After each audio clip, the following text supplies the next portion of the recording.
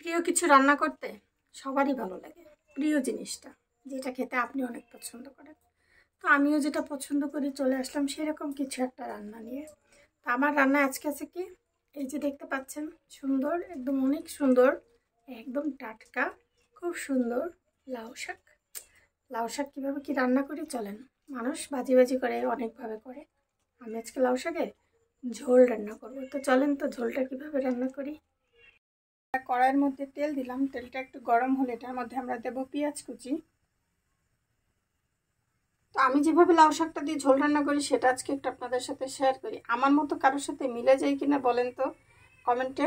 এখন মরিচগুলোকে কেটে রেখেছি, আছে কিছুটা পেঁয়াজ কুচি। তো আমি আমার তেলের ভিতরে ফার্স্ট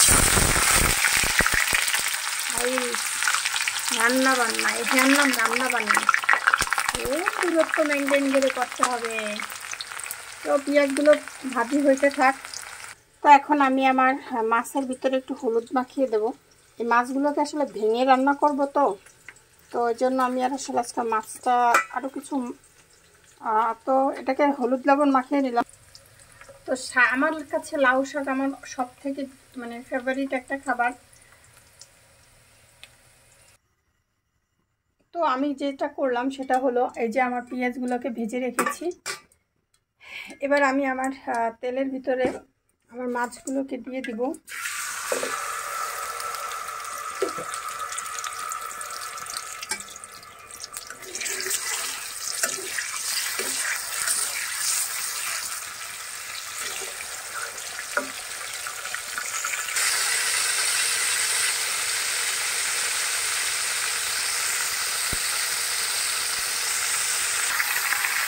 এবার আমি যেটা দেবো সেটা হলো এই যে একটুখানি কী বলে রসুন বাটা দেবো। রসুন বাটা দিয়ে একটু সুন্দর করে এটাকে নাড়িয়ে টাড়িয়ে দেবো।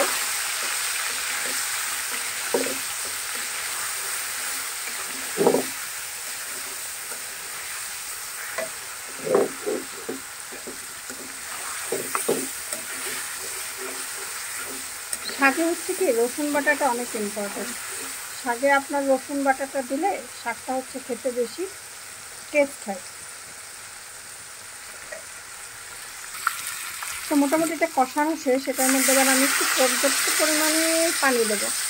যেহেতু এটা আমার লাউ শাকের ডাঁটা রান্না, মানে ডাঁটা আছে, তো আমার কিন্তু শাকটা সিদ্ধ হতে একটু সময় লাগবে, মানে শাক পাতা দুটোই সিদ্ধ হতে সময় লাগবে। তো আচ্ছা, এখন আমি এটার ভিতরে এখানে আমি দিয়ে দিলাম লবণ, আর দেবো হচ্ছে আমার পরিমাণ মতো হলুদ। ব্যাস, হলুদ আর লবণ দিয়ে এটাকে আমি আবার একটু নাড়াচাড়া করে দেব। মাছটা আসলে আমি ভেঙেই রান্না করবো, কেমন এটা রান্না করতে করতেই ভেঙে যাবে না। এটার ভিতরে আমি দিয়ে দেব আমার সেই কেটে রাখা ডাঁটাগুলো। আমার তো মনে হচ্ছে কড়াইতে আমার তরকারি ধরবে না।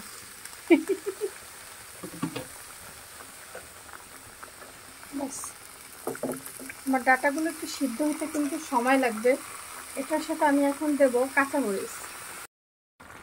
তো এবার আমরা হচ্ছে কাঁচামরিচটা দিয়ে দিলাম। উপর থেকে যে শাকটুকু ছিল শাকটা দিয়ে দিলাম। তো হইতে থাক আমার তরকারিটা এভাবেই। আমার রান্না বান্নার কি অবস্থা, এই হচ্ছে ফাইনালি আমার শাক রান্না হয়ে গিয়েছে। এই হচ্ছে আমার শাকের ইয়ামি একটা লুকস। আসলে এত মজা হয়েছে আমি বলে বোঝাইতে পারবো না। আচ্ছা, একটু টেস্ট করে দেখা যেতেই পারে, তাই না? মজা হয়েছে আপনারা বললাম আর বিশ্বাস নাও তো করতে পারেন। বলবে যে আপু শুধু বলে মজা হয়েছে মজা হয়েছে না। তো একটু ভাবলাম একটু দেখাই, মানে আমার শাকটা এমন সুন্দর স্মেল আসতেছে না, বিশ্বাস করেন। আমার আসলে বিশেষ করে এই লাউ শাক রান্নাটা আমার এত পছন্দ, এত পছন্দ, মানে এভাবে লাউ শাক রান্না করলে আমার খেতে খুব ভালো লাগে। ও, এত মজা হয়েছে, এত মজা হয়েছে, এটা বইলাই বোঝাইতে পারবো না।